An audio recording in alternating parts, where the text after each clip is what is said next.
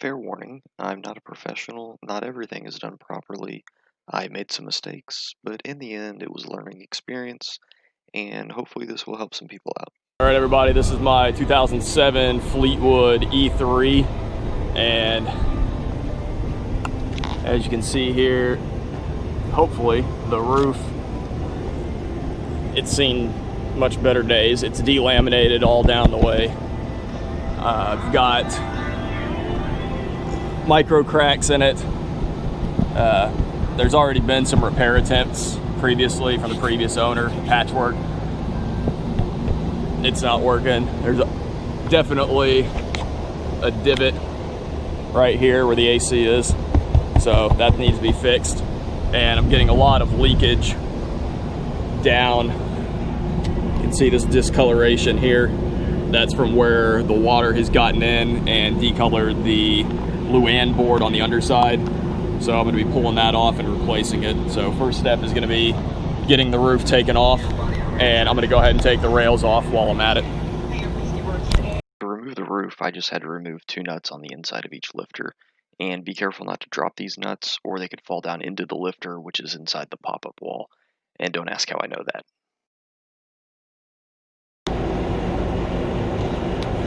All right, so I got the roof off, and now I'm gonna go ahead and get the air conditioner off, and that will allow me to flip the roof upside down and start getting the disassembly going.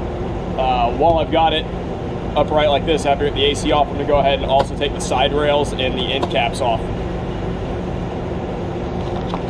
It is worth noting that removing the end caps is not advised. These actually help to hold the ends to the sides, and when I attempted to remove them, there's only small metal angles on the inside, which are screwed into the paneling, which was rotting on my roof, so the entire thing tried to fall apart. Luckily, I was able to put it back together before I had a catastrophe on my hands. Also worth noting is the weight of the roof. When I removed it from the trailer, I had a pallet scale ready for me to check it. The total weight ended up being 430 pounds. I weighed the air conditioner unit after removing it, and it was 106 pounds by itself, meaning that the roof was 325 pounds by itself. Luckily, I had access to a forklift, as you've seen, which did all the heavy lifting for me. After getting the AC off the roof, I used multiple tools, including a scraper, sanding block, and an orbital sander to remove all the adhesive and sticky material. The previous owner tried using all of this different stuff to seal the AC to the roof instead of just using the foam gasket, and this actually made it a total pain to remove the air conditioner. While it may be hard to see, all of this sanding is creating quite a bit of dust from the fiberglass, so always remember to wear proper safety equipment. In this case, that included a filtered mask of some sort, and it never hurts to wear safety glasses, which I may or may not be wearing in this video. At this point, I went ahead and got all the sanding done that I could and brought the roof outside so I could give it a good rinse to get as much of that dust off before bringing it inside and starting on the actual teardown.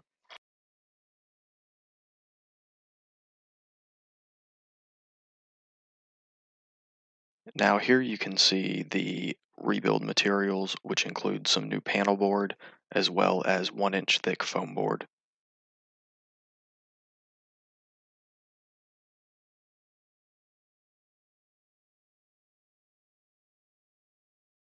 Before I got started, I measured and cut some cardboard the same size as the roof. I then measured and marked where everything was, including the AC hole, the support braces, and also the position of the lights that I'll end up installing. I made marks on the roof while I was still in the trailer to figure out where exactly I wanted each of these lights. And as you'll see, this template will come in very handy later on.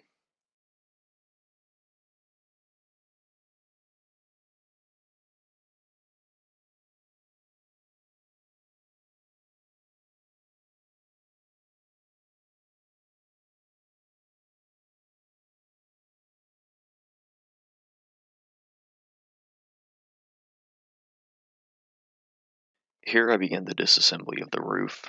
The first step was to remove the steel cross braces or roof supports, which are typically there to help support the weight of the air conditioner unit. After that, I went ahead and removed the corner angle braces, which allowed me to fold down the end piece.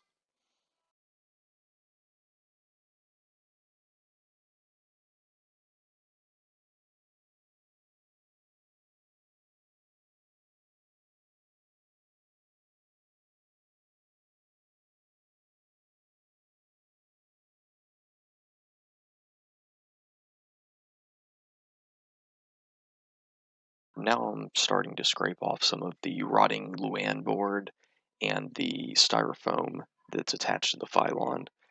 And to do this, I had to remove the metal trim piece that goes around the bottom of the roof. This was simply held in by a few screws. This is where I found out that there's a small metal strip under the edge of the pylon, and as I got a little overzealous with the scraper, I ended up splitting some of the pylon roof. Luckily, I was able to repair this later, which I will show.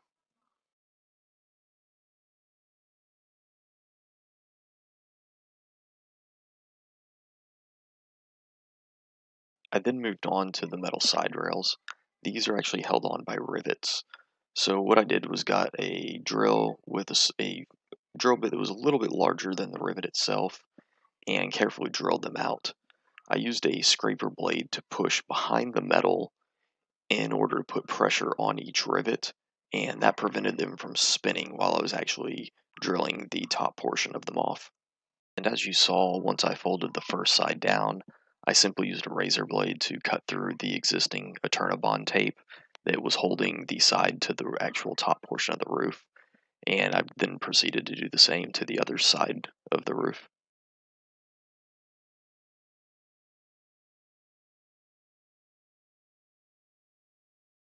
This is about the point where the real fun started. I began scraping the styrofoam from the pylon roof. I worked in small areas and was careful not to scrape too hard. Ended up going through the pylon as I found out on the end.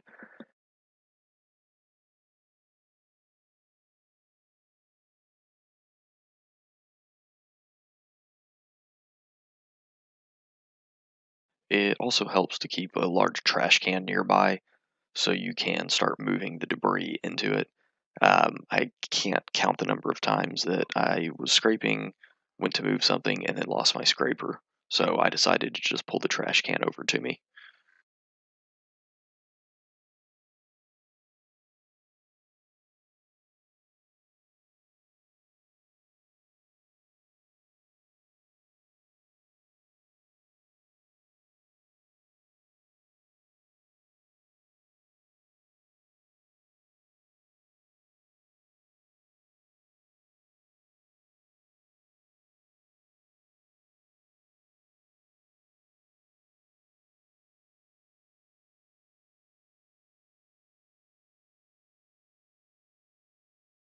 As you can see, some of the parts were coming off in large sheets, and other parts were acting like the spawn of Satan himself, and just tiniest little minuscule pieces you could think of. But just keep at it, take your time, and just be methodical about it and move in small sections.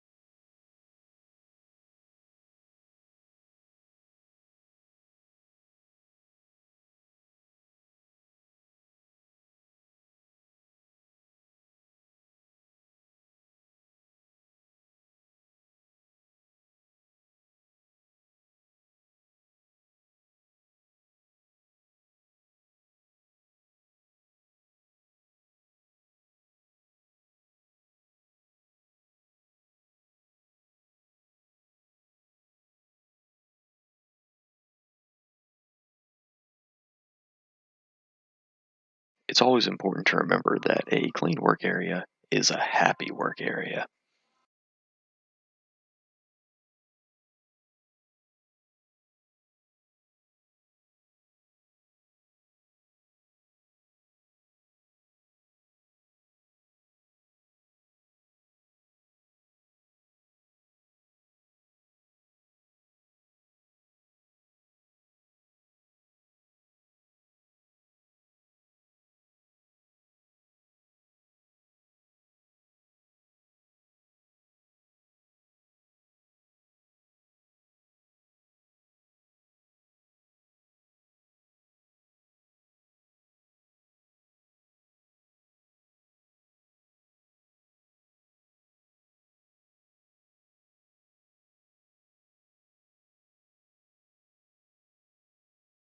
Here's where I really started getting at it.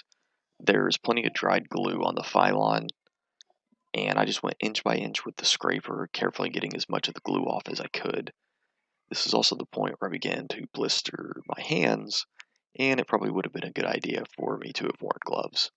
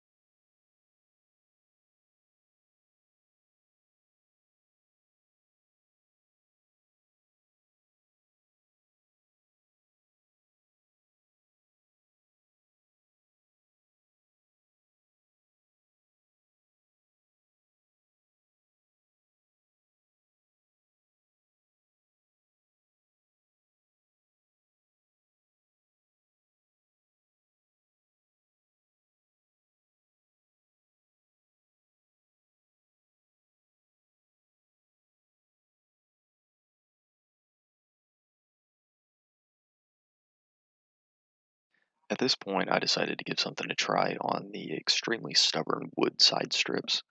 I got my pneumatic hammer and I attached my paint scraper to it.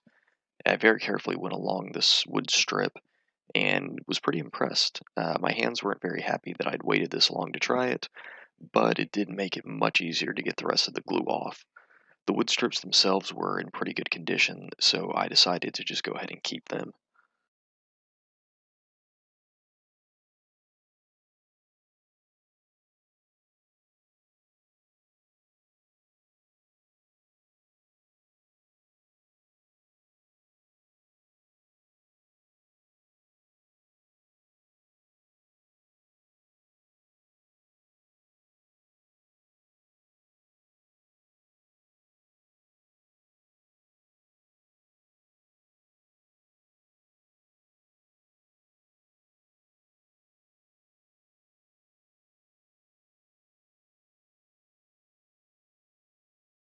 After doing some more cleanup, I started with the final pass on my scraper to get the last layer of dried glue off the roof. I then went over it with the sander to make sure that the Phylon was as smooth as it could be.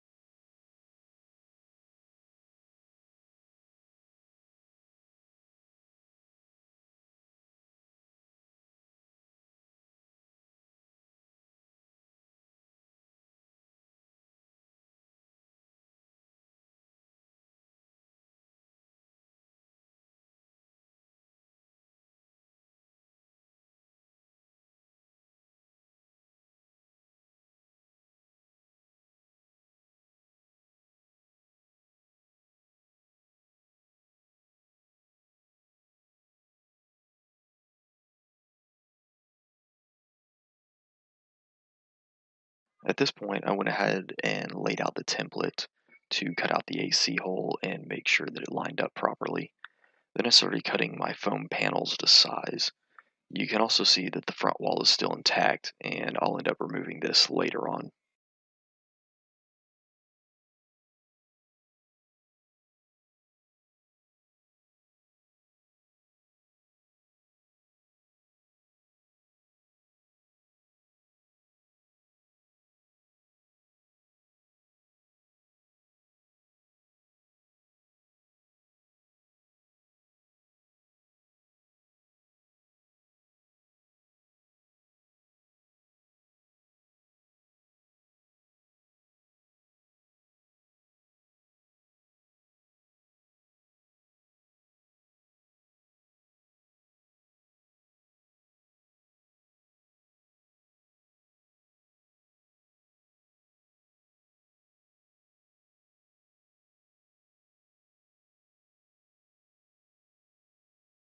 For the foam panels, I actually used some 3M spray adhesive that I got at my local big box hardware store. And in the end, this stuff did not perform as it was advertised, or I just simply did not apply it in the right manner. I should have just stuck with the original glue that I had bought, which was a roll-on product, but I was just feeling lazy and decided the spray cans would be easier.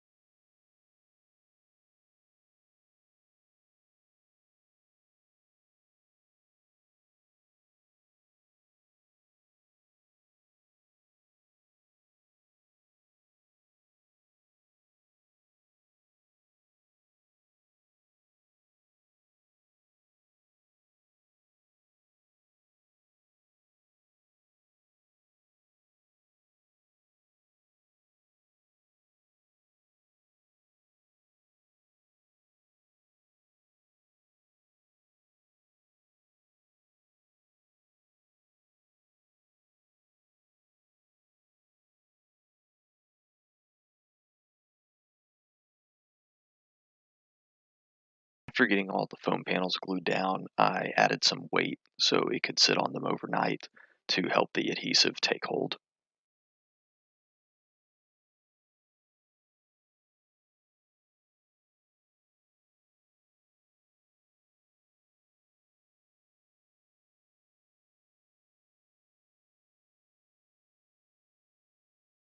The next morning, I went ahead and got all of the weight off of the roof, and I got some family help cleaning off and painting the side panels while I began to lay out the wiring for the roof lights.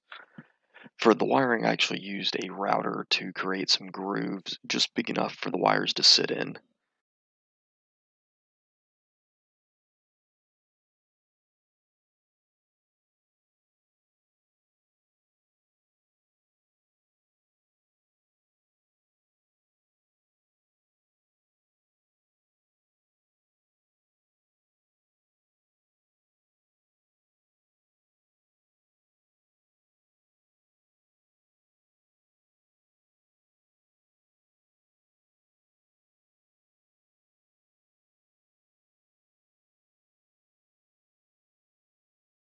After getting all my wiring laid out for my lights, I started getting the new panel boards laid out. I had already cut them down to the correct size, and I actually went with a whitewashed barnwood look, which I picked up for 20 bucks a piece, again from my local big box hardware store. After laying out all the panels, I laid down my cardboard template. This is where it helped me a lot because it told me exactly where all of my lights were, which was where all of my wiring was. So I was able to mark those holes so I could drill them out to allow the wires to protrude through.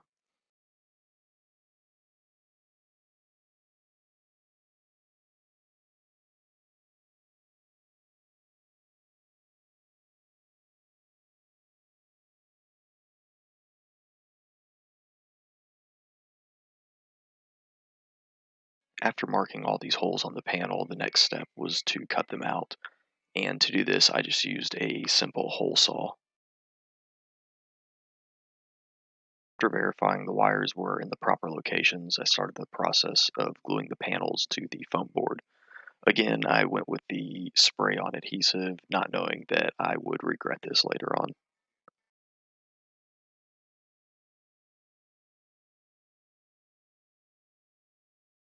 I continued the same process for the next panels. Drill the holes, line up the wiring, flip them over, spray the adhesive on, and then glue them down to the foam board.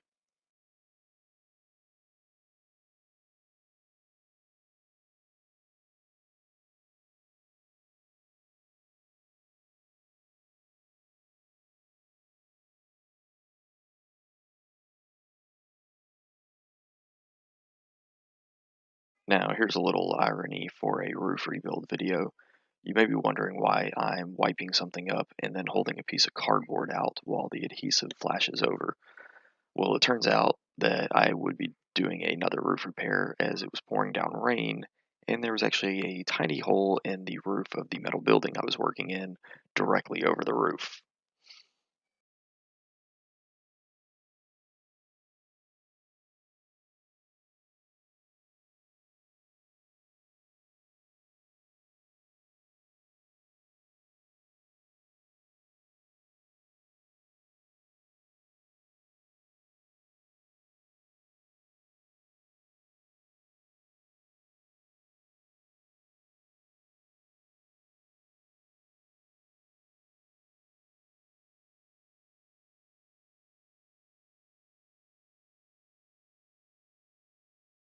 Something I would have done differently here would have been to have a nice cooler nearby.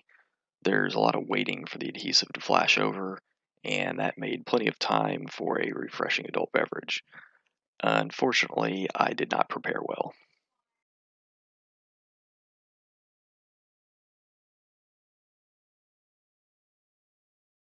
I added the weight back on top of the roof to help the adhesives stick overnight. The next day, I worked on the end panels. I went ahead and glued the paneling to the foam, since these were such small pieces, and then I glued these onto the existing Phylon or fiberglass roof.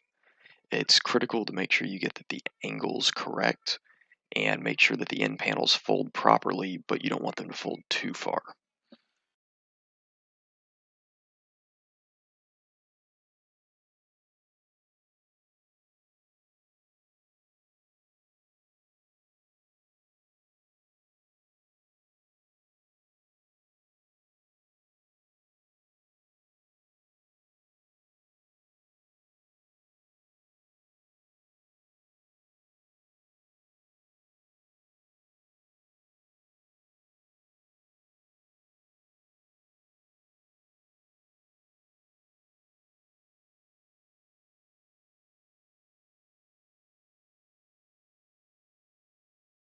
Now I started working on the front.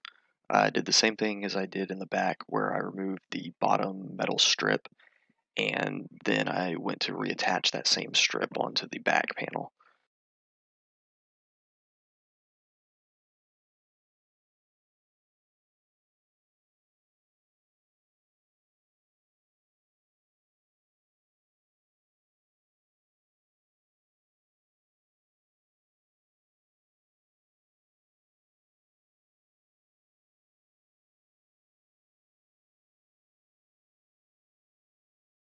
At this point, I also started to get the sides reattached, and this would help me line up the front and back ends at the correct angle. And I attached the metal rails using new stainless steel screws instead of trying to rivet anything.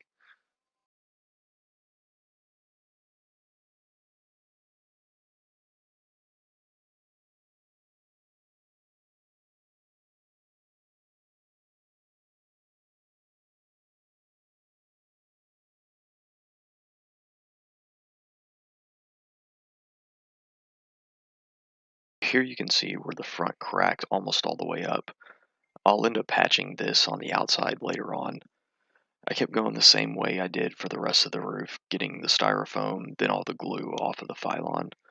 A good sanding, and it was ready to get the new foam and paneling put on, just like I had done on the back.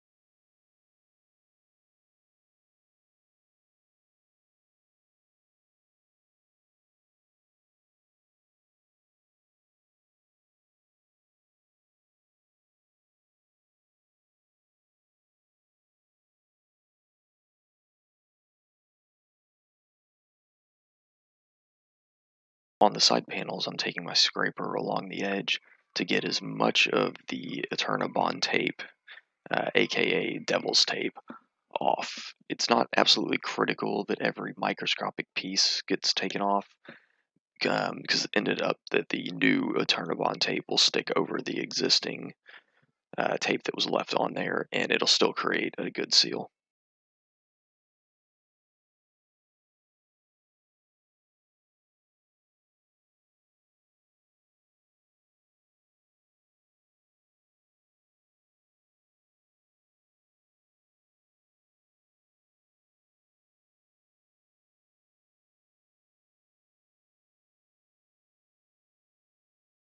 Here I'm continuing to reattach the side panels to the metal rails. Again, I'm using stainless steel screws instead of rivets. I also get the metal trim back on the front, And as I get the front flipped up, I attach it to the sides using the metal corner pieces that I had removed at the beginning. I did the same to the back.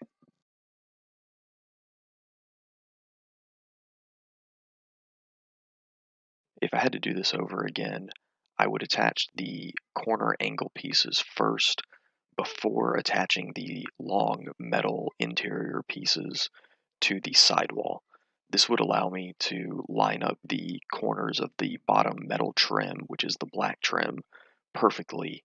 So in the side panel needed to shift slightly forward or back, I could do that. Then I would secure it to the long metal piece.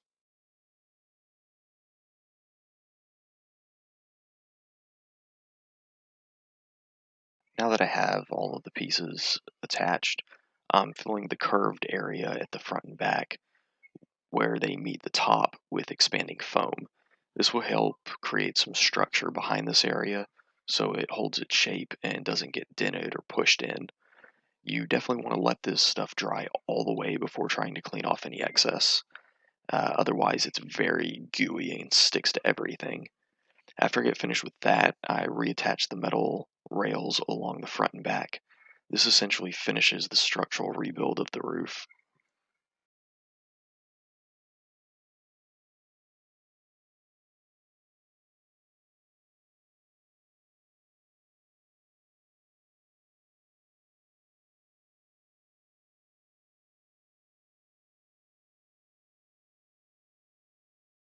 Now that I've finished with the inside structure, I need to get the roof flipped over so I can address the outside.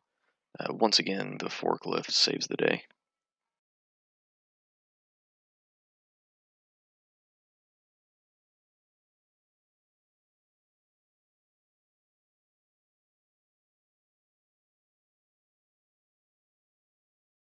For the outside, I put new Eternabond tape on all the seams. This will create a watertight connection between the sides and the top. After doing this all the way around, I reattach the corner pieces and I use new stainless steel screws for those.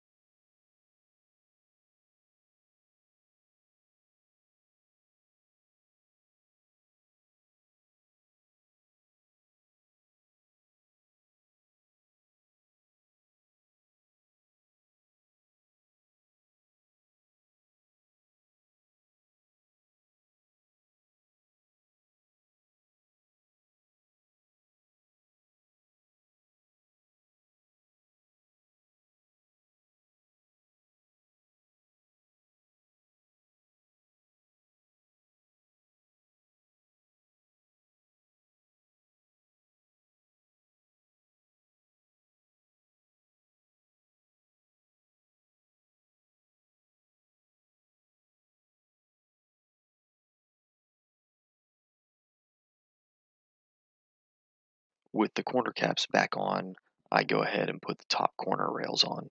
For now, they're just snapped into place. Later on, I'll secure them to the roof with some butyl seal tape.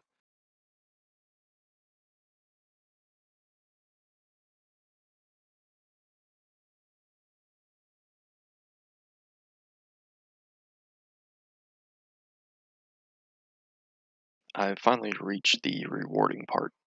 I get to secure the roof back onto the trailer, and after doing that, I raise and lower it to make sure that everything lines up how it should, that the seals are watertight and touching the trailer how they should, and that everything's just squared up properly.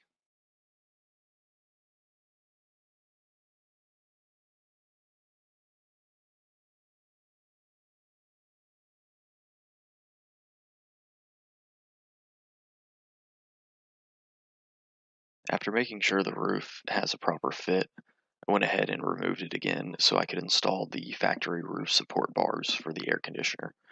I also began to get the ceiling lights mounted. For this, instead of drilling and mounting them actually into the roof itself, I made some plastic spacer pieces which would house the wafer thin LED lights.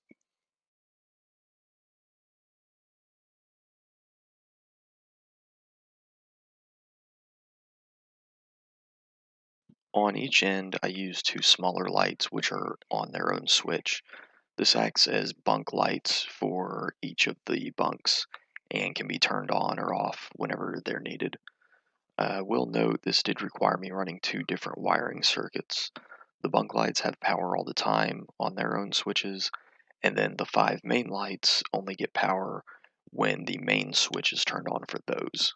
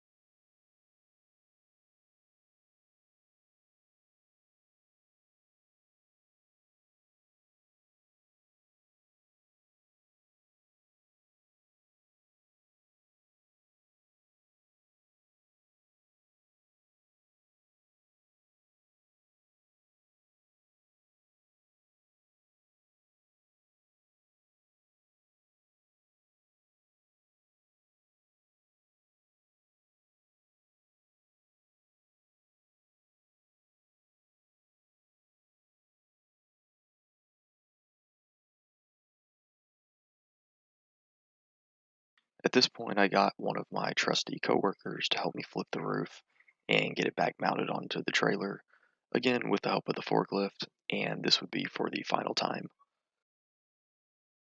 Now it's time to address the exterior of the roof. Before I started, I washed it off everything and brushed it heavily. I then cleaned a few spots with some brake cleaner to make sure the lap sealant would stick without any issues. I put the lap sealant over the cracks that I had made with my scraper. As you can see, I used a small putty knife to help push the lap sealant into the cracks and spread it out evenly.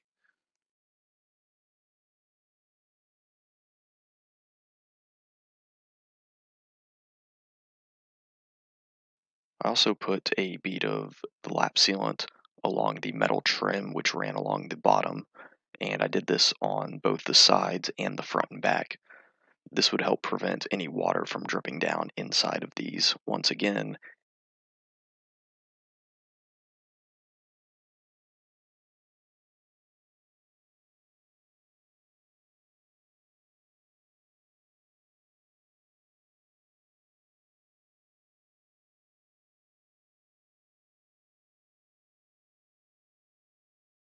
after all the lap sealant had dried, I prepared to clean the roof with Dicor fiberglass cleaner.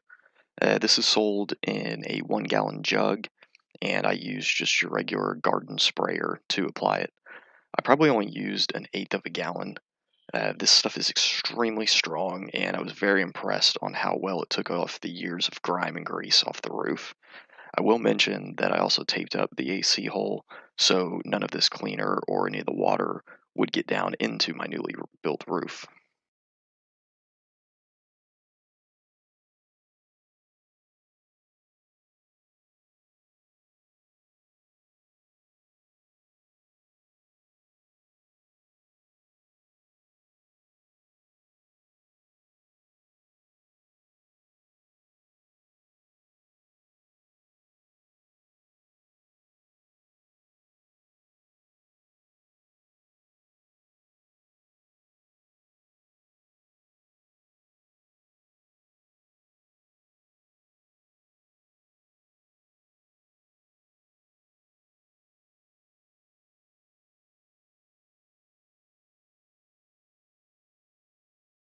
After letting the roof dry overnight, I was ready to get started with painting the roof using the Dicor sealant. I made sure everything was clean and taped off the trim pieces with painter's tape. I then went around and put a Turnabond tape over the larger cracks and any other damage, which I had previously sealed up with the lap sealant.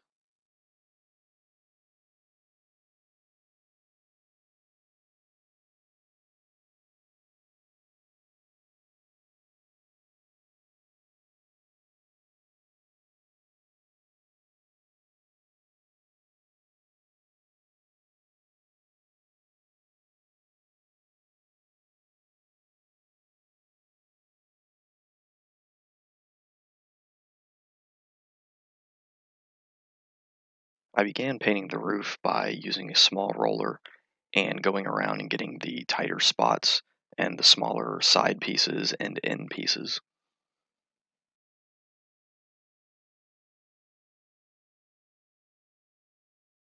After finishing up with the small roller, I got the larger roller and moved section by section, and I painted in one direction as per the instructions of the Dicor sealant.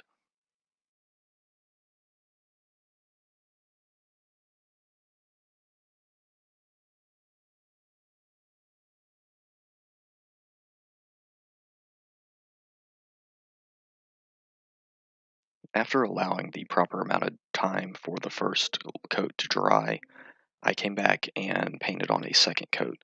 This time I went in the opposite direction than I had on the first coat.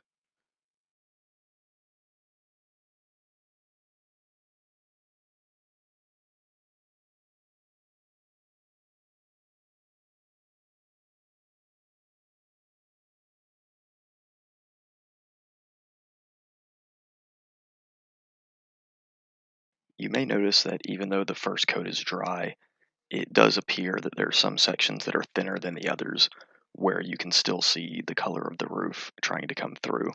This is why it is important to do multiple coats, and you don't want to try to go too heavy with just one coat.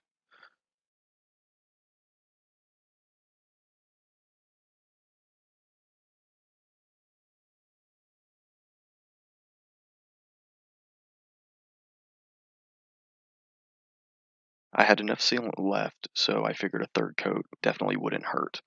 Once again, I had waited the proper amount of time for the second coat to dry, and I rolled this third coat in the opposite direction as the previous coat.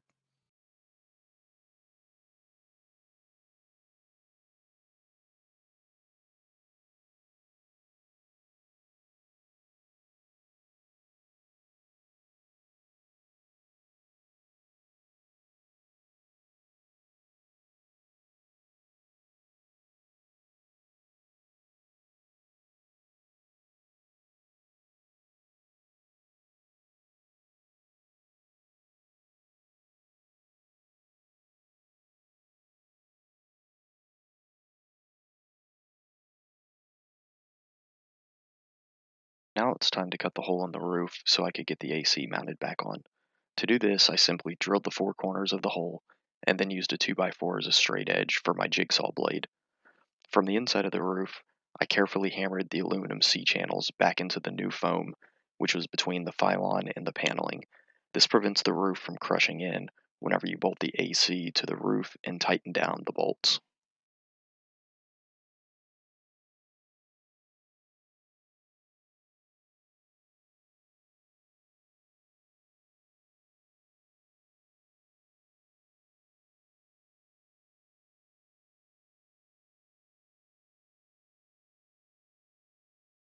I honestly don't know if this is recommended or not, but I used a Turnabond tape to seal around the hole where the AC gasket would sit. I then got the bottom of the AC cleaned up, added the foam support blocks in the proper locations, along with a new square foam gasket.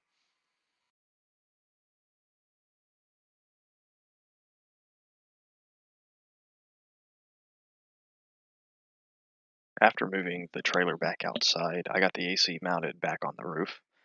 It once again started to rain on me, even though the sun was shining bright, so I moved the trailer back inside to bolt the interior frame back on. If you notice how nice and clean the plastic AC cover looks, that's because I also cleaned it up and repainted the entire thing with some bright white spray paint.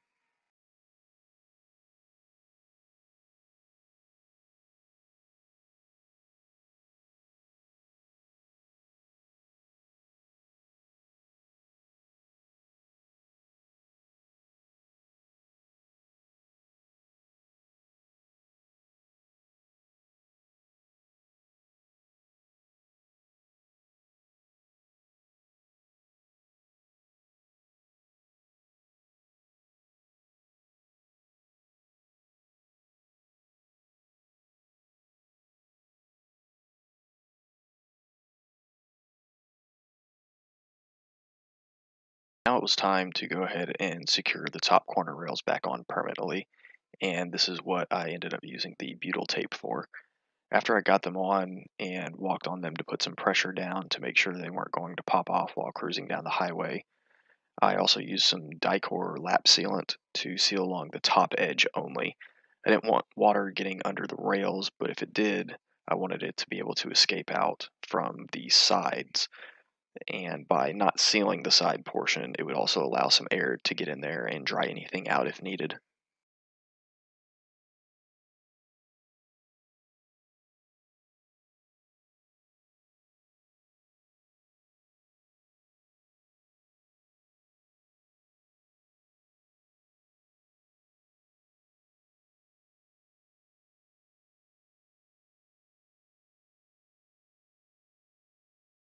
All in all, I feel it turned out fairly nice.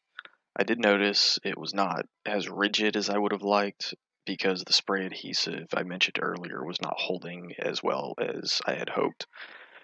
To make sure I wouldn't have any issues later on, I designed some additional metal roof support brackets and cross rails. I painted those to match and installed them. To top everything off, I had also purchased a brand new canvas from Bear Creek Canvas. I got that installed and called it done. I hope this helps with any roof repairs you may need to complete, or if you just found it informational, then that's a win for me. It might not be perfect, but it's perfect for me and my family, and that's what really matters. Now I just need to get working on the interior rebuild.